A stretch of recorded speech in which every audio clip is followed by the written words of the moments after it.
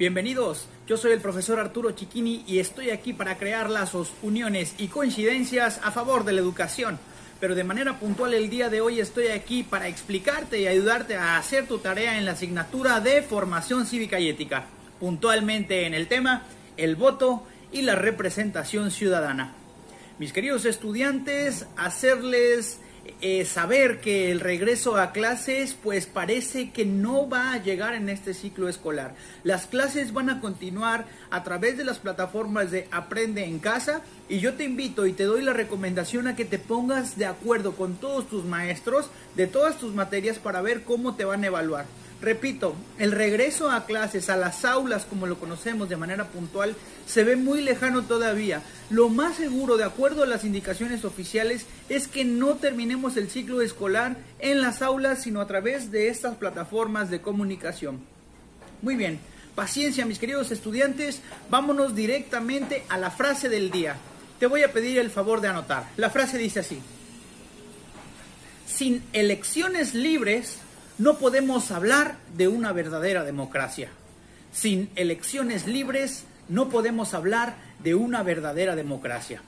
El título nuevamente, el voto y la representación ciudadana. Muy bien, vamos a hablar entonces, mis queridos estudiantes, acerca del voto. El voto, también conocido como el sufragio universal, es ese derecho que tienen los ciudadanos para manifestarse y expresar su opinión, para poder elegir a los gobernantes que en teoría postulan a los mejores hombres y mujeres para poder representarnos, ya sea en los distintos niveles de gobierno, desde presidente de la República, senadores, diputados, gobernadores de los estados, diputados federales, diputados locales y presidentes municipales. El voto, pues es un derecho que se debe de ejercer de manera libre, sin ningún tipo de represión y tampoco sin ningún tipo de represalia.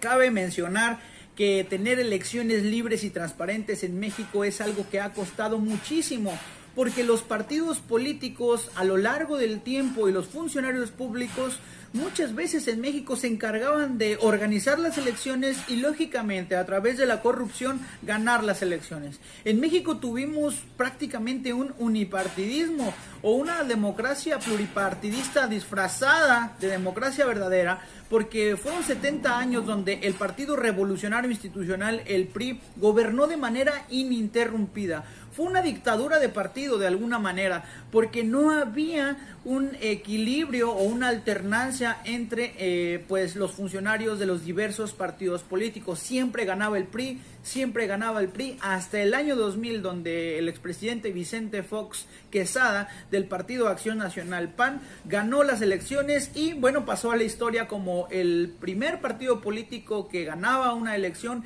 que no fuera el PRI. Bueno, muy bien. Y esto después de 70 años. Entonces, hablar de partidos políticos es hablar de campañas también. Las campañas políticas que van desde un mes de campaña hasta 3 meses de campaña escuchando spots publicitarios, propuestas, mentiras. No es cierto. Esperemos que no todos los políticos digan mentiras, pero bueno, esto es lo que se escucha.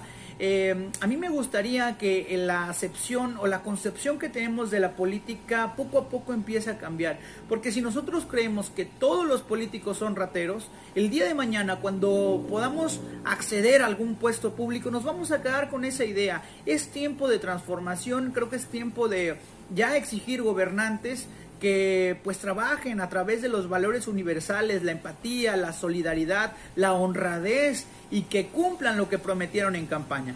Por eso es muy importante que en esto del voto y las elecciones pues analicemos las propuestas de los diversos partidos políticos. También quiénes son los candidatos. Muchas veces a lo mejor no se vota por el partido, pero sí se vota por la persona, porque está muy bien preparada, porque tiene muy buenas ideas. Y hay gente que también vota pues por la persona, ¿no? Obviamente, cuando tú vas a una casilla, el voto lo depositas o cruzas la boleta electoral por el partido político y la persona que lo representa. También hay que hablar de cuál es el proyecto político de cada uno de los candidatos a ocupar los diferentes puestos públicos. A ti te va a llegar el momento cuando cumplas 18 años y puedas tramitar tu INE, en este caso pues que va a ser tu identificación oficial para poder ejercer este derecho al voto. y vas a tener que tomar una decisión responsable e informada, porque muchas veces la sociedad se equivoca, incluso en masa, vota únicamente por votar por el partido que le dijeron, o bien los partidos políticos muchas veces también, y hay que decirlo, hacen trampa, porque a través de despensas, de apoyo, de dádivas, de migajas y de miserias, compran las voluntades de las personas. Anteriormente no se tenía el derecho a votar de manera libre y secreta, existía algo que se llamaba el corporativismo, incluso las votaciones iniciaron siendo abiertas y directas, tenías que levantar la mano para decir por quién ibas a votar o si estabas a favor o en contra. Ahora, bueno, entras a una urna, se hace un proceso electoral, donde las casillas se abren a las 8 de la mañana y los ciudadanos están enlistados en un padrón electoral, y entonces ahí los funcionarios de casillas, que son los mismos ciudadanos, y los representantes de los partidos políticos vigilan que el proceso sea transparente, sin trampas, sin mañas, sin ratería. Pero bueno, a lo largo de la historia también ha ocurrido que las elecciones pues no siempre han sido limpias. De repente los capturistas se dan cuenta que el sistema se cayó y iba ganando uno, y cuando el sistema volvió a la normalidad ya iba ganando otro. Y entonces, ¿qué está pasando con la transparencia en torno a las elecciones en nuestro país?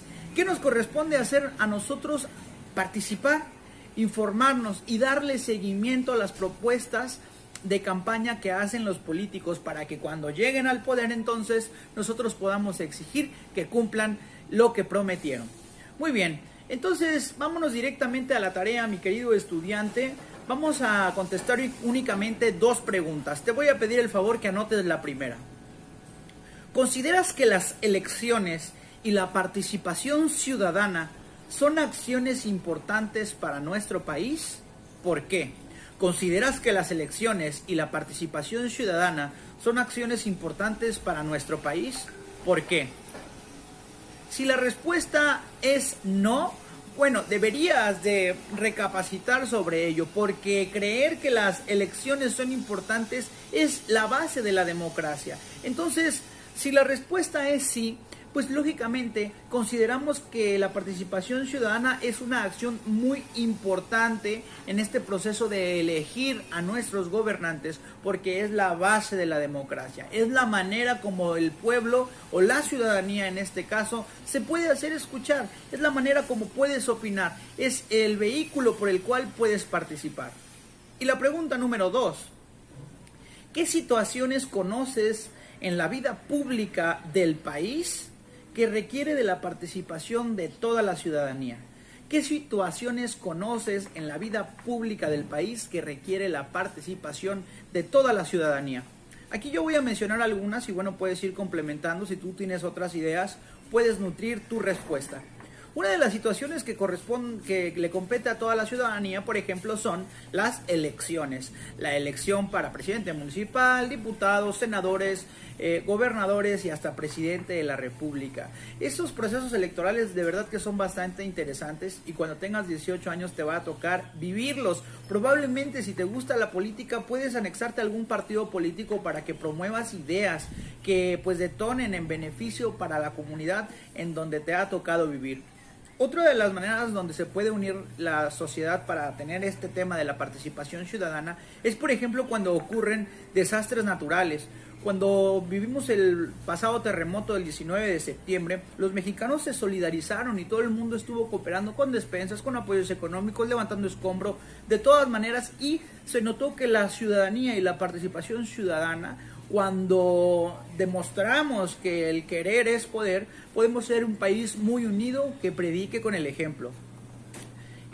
Otra situación de la vida pública del país que requiere la participación de toda la ciudadanía es velar porque se cumplan lo que dice la Constitución política, es decir, predicando con el ejemplo, respetando las leyes y sabiendo que tenemos derechos y también obligaciones. La participación ciudadana también está con todos aquellos que se preocupan por el cuidado del medio ambiente.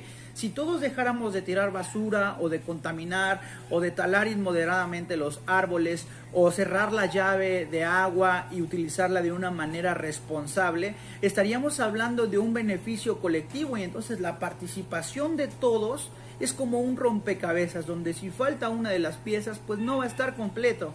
Es por eso, mi querido estudiante, que yo te invito a cada día involucrarte más con el entorno que te ha tocado vivir. Pues hasta aquí, y así de fácil, la clase del día de hoy, mis queridos estudiantes. Yo soy el profesor Arturo Chiquini y te deseo que conserves ese traje del buen humor y el perfume de una sonrisa, que vivas, pero que también dejes vivir. Hasta la próxima.